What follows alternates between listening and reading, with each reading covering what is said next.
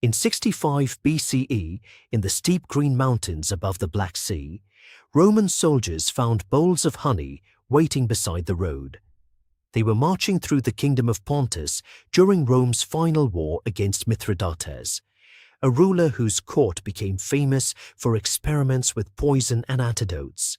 The honey looked like abandoned food, a gift from a frightened population, or simply easy energy for tired men. The soldiers drank. Then their legs weakened, their stomachs turned, and their senses began to fail. The people of the mountains had not left ordinary honey. Bees had gathered nectar from rhododendrons carrying grey anotoxins, producing what ancient writers called crazing honey. According to the geographer Strabo, the Heptacometae waited until 3 Roman maniples had lost control of themselves, then descended on the incapacitated column. Rome had armor, discipline, roads, and one of the most feared armies in the ancient world. The mountain fighters had flowers, bees, and a precise understanding of the landscape. That ambush is almost impossible to connect with the clear plastic bear or glass jar in a modern supermarket. Honey now appears gentle, natural, almost innocent. We stir it into tea, spread it over toast, or buy it as a comforting alternative to refined sugar. Yet the same substance has been medicine, sacred offering, alcohol, tax, royal property, survival ration, colonial passenger, industrial commodity, counterfeit target and weapon. Honey carries a paradox no empire ever completely solved. Humans can steal it, trade it, measure it, patent the boxes that hold it, and transport millions of bees across a continent. But the original manufacturers still have wings. They choose the flowers, respond to weather, defend their stores, and turn an invisible landscape into something that can sit on a spoon. To understand why people risked cliffs, smoke, stings, fraud, and war for this sweetness, we have to follow honey back, before armies and markets, to the moment humans first learned to rob another species of its winter. If you like stories where ordinary food turns into empire, trade, obsession, and hidden history, subscribe to Food Empire History. Now, to understand how honey became this powerful, we have to go back to where the story really begins. Honey did not begin as human food, it began as bee insurance. A worker bee visits flowers and draws nectar into a special stomach. Enzymes begin changing its sugars, while other workers pass the liquid from bee to bee and spread it through wax cells. Wings move air across the comb. Water evaporates. Thin nectar becomes dense fuel, concentrated enough to carry a colony through nights, storms, and seasons when flowers disappear. That concentration is the secret behind honey's power. It is rich in sugar, low in available water, and naturally acidic. Many microorganisms struggle to grow inside it. For a bee colony, honey is stored sunlight, gathered from thousands of flowers and protected behind wax. For early humans, it was a rare burst of sweetness in a world without candy, soft drinks, or bags of white crystals. The difficulty was reaching it. Across warm regions, honey hunters climbed trees, entered caves, followed insects through forests, and used smoke to confuse defending colonies. Ancient rock art shows the human body stretched toward comb, while bees swarm around it. Chemical traces of beeswax found in Neolithic pottery show that people were exploiting bee products across parts of Anatolia, Europe, and North Africa thousands of years before written history. The evidence cannot always tell us whether a pot held honey, wax, or both, but it reveals a relationship already widespread. In parts of Africa, this relationship became a partnership with another wild species. Greater honey guides can lead people toward concealed nests, and human hunters answer with locally learned calls. Once smoke and tools open the cavity, people take honey while the birds feed on exposed wax and larvae.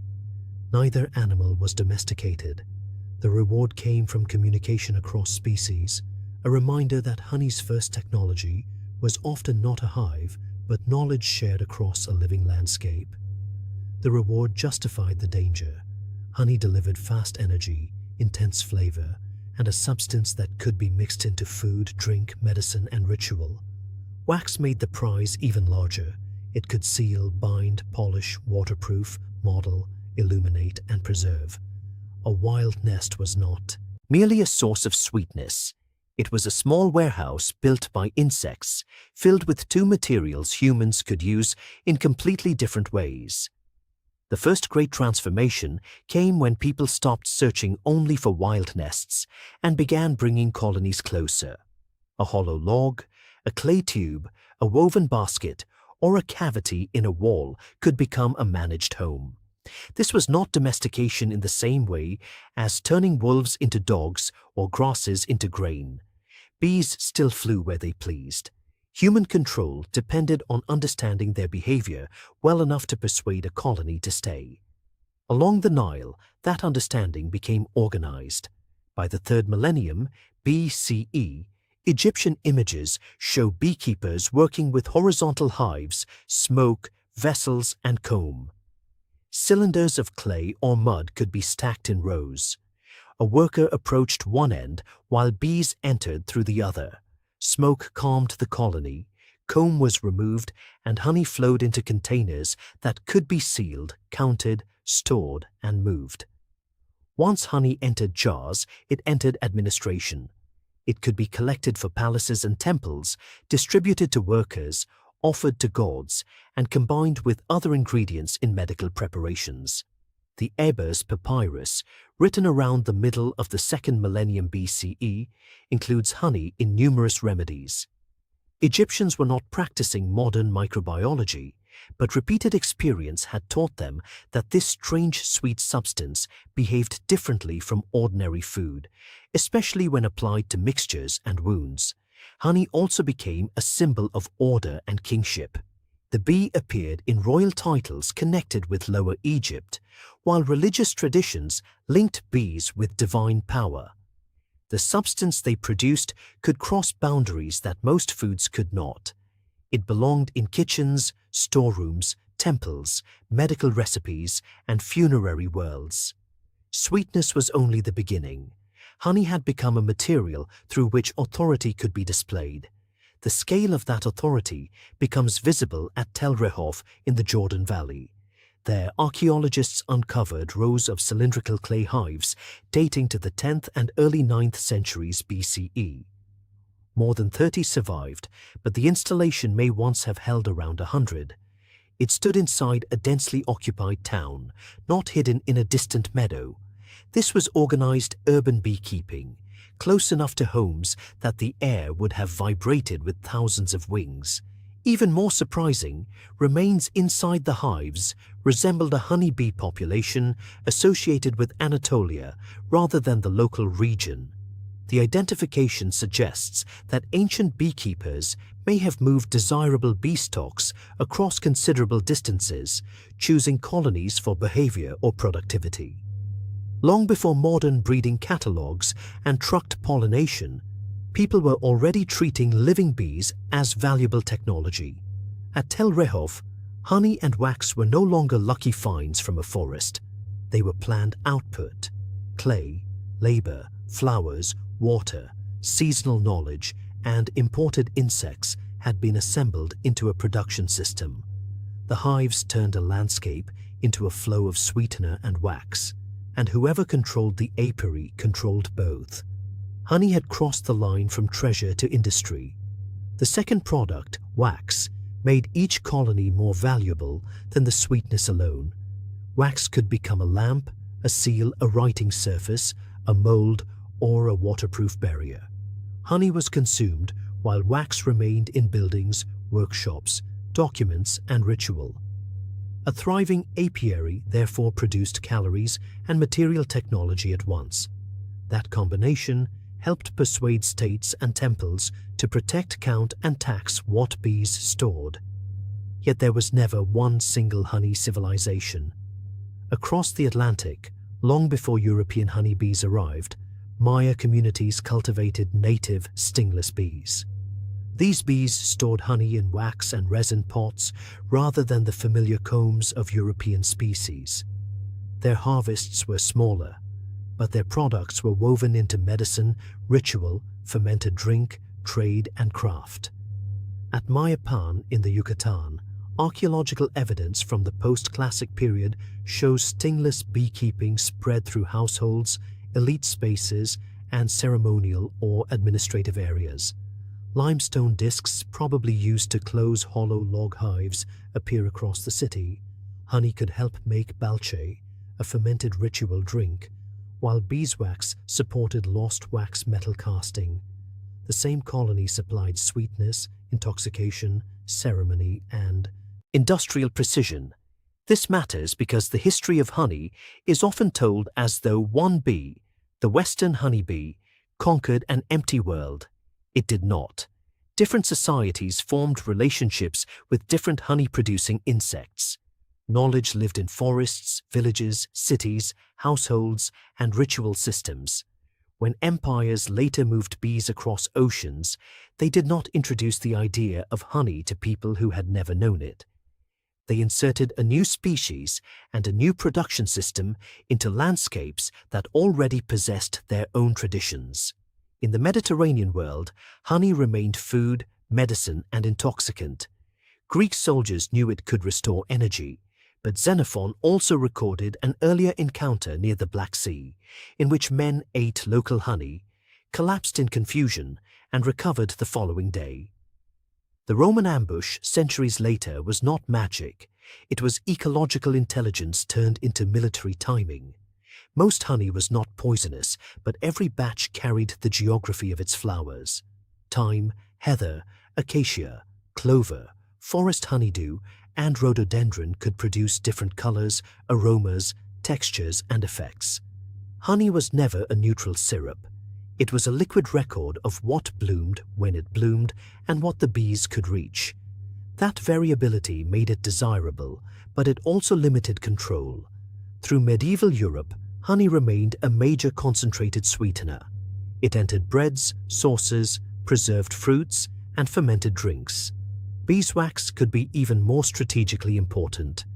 Churches and wealthy households needed clean-burning candles.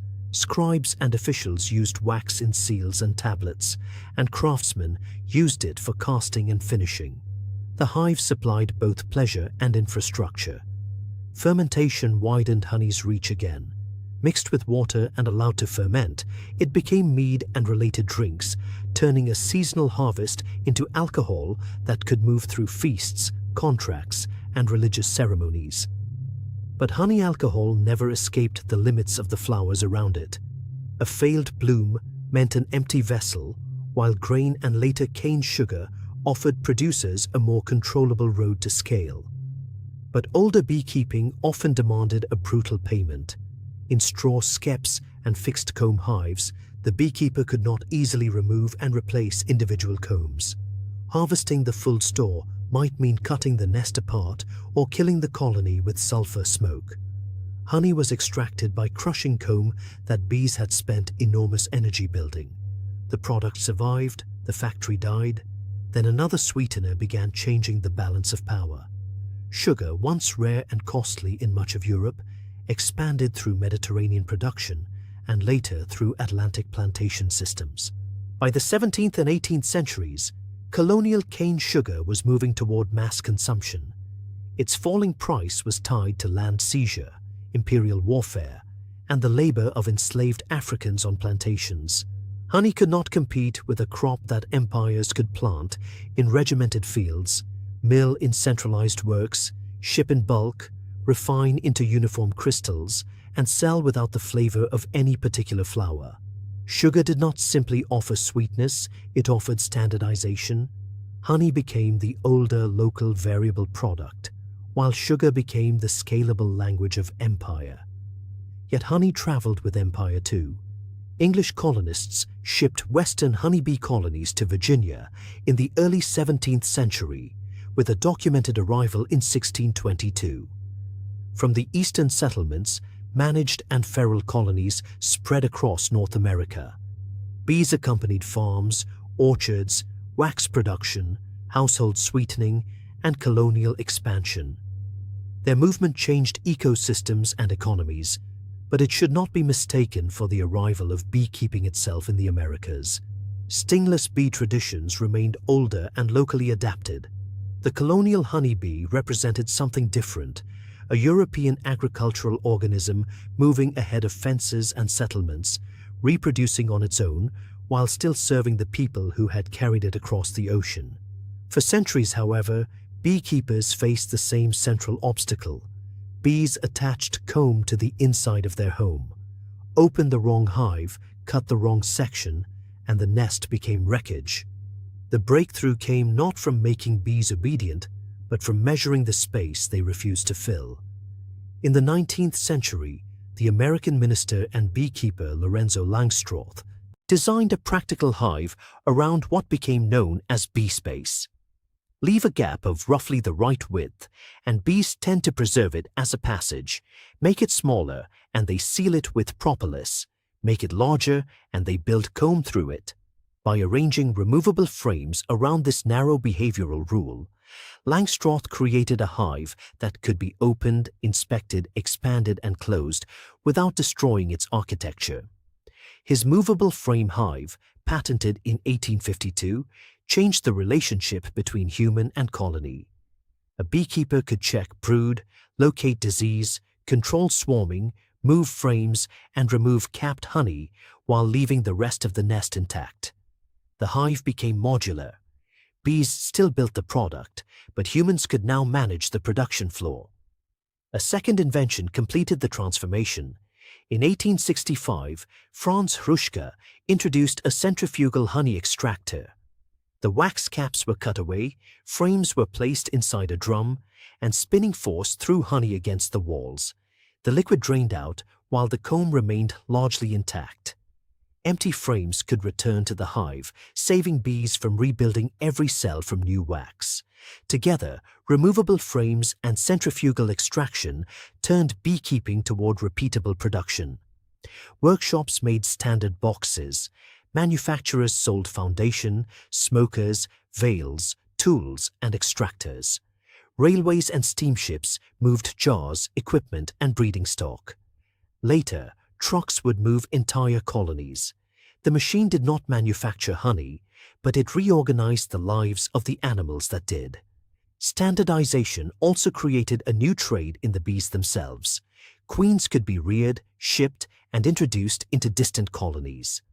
Wax foundation encouraged straight comb, while catalogs sold a complete system in which boxes, frames, tools, and insects were designed to work together.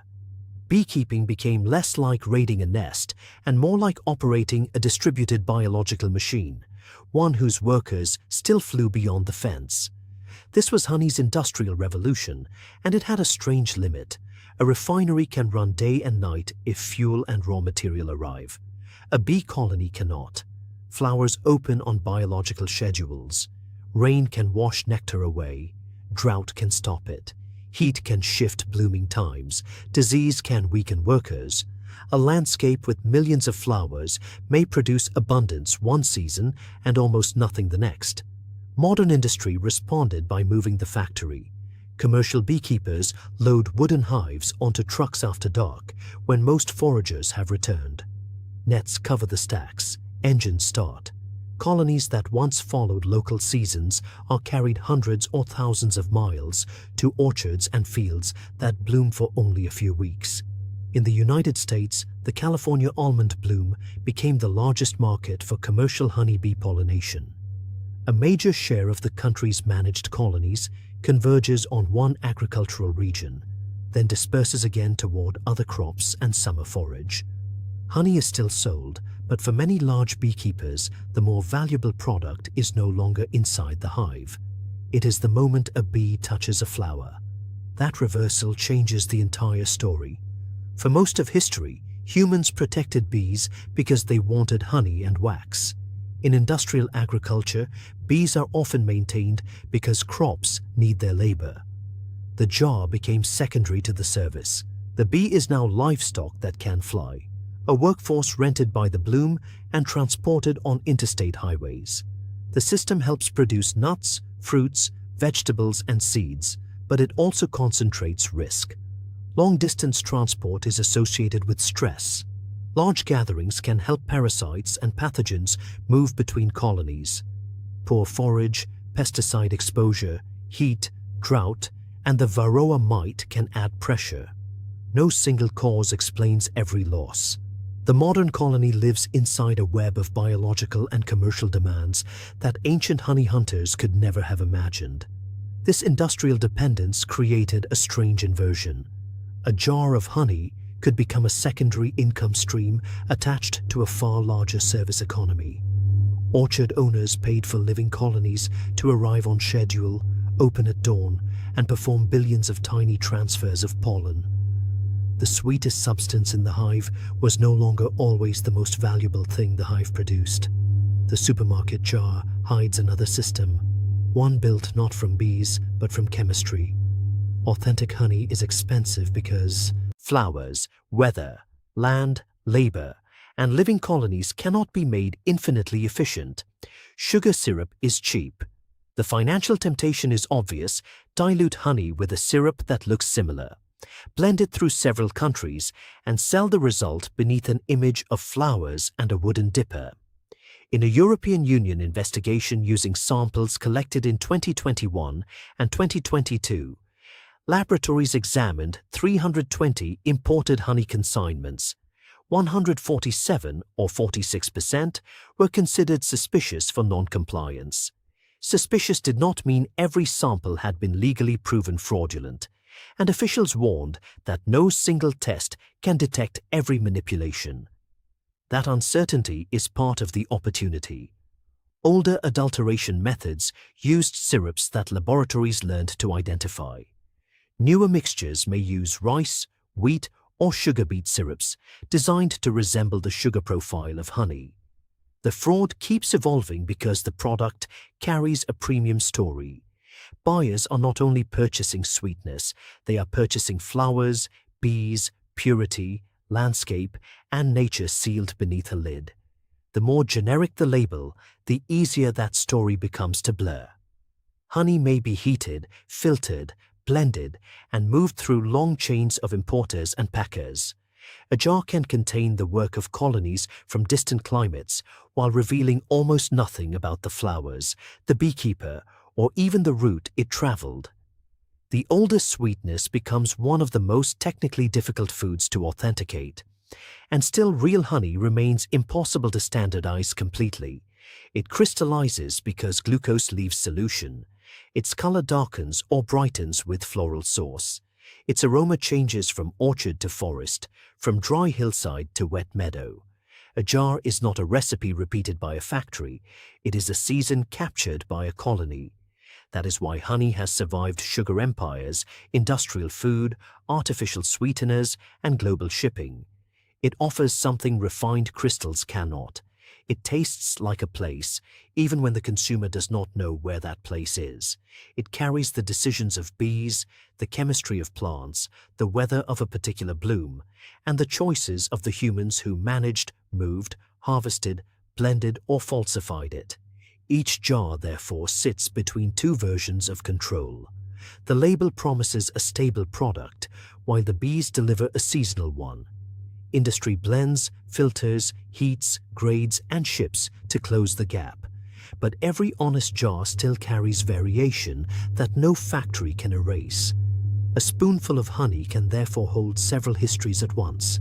It can recall a hunter climbing toward a wild nest, an Egyptian worker lifting comb from a clay tube, a Maya household tending stingless bees, a Roman soldier reaching for the wrong bowl, a beekeeper opening a movable frame, or a truck entering an almond orchard before dawn. The object in your hand has changed, but the central bargain has not. Humans offer bees shelter, movement, protection, or simply the chance to occupy a box. Bees turn a living landscape into stored sweetness. We take part of it and then build stories of purity, health, luxury, and nature around what remains. Honey looks calm because the danger has been removed from the jar. The cliff is gone. The swarm is behind wood. The poisonous flower is not pictured on the label. The dead colony, the plantation field worked by enslaved people that helped sugar displace honey, the imported bee, the night highway, the mite, and the laboratory test all sit outside the frame, but they are still part of the taste. Honey was never merely sugar made by insects. It was one of humanity's earliest negotiations with another society, a society organized, armed, mobile, and impossible to command completely. We learned to read its seasons, copy its architecture, transport its workers, and profit from its stores, yet the final product still begins beyond our control, with a bee choosing a flower. The next time honey folds into tea, or stretches in a golden thread from a spoon, it may look like the simplest food in the kitchen. Behind it is a history of medicine, ritual, migration, invention, empire, fraud, and survival. Behind it is also a warning from the mountains above the Black Sea. Sweetness can preserve life, build wealth, and hide danger in the same drop. If this story changed the way you see honey, subscribe for more hidden food history.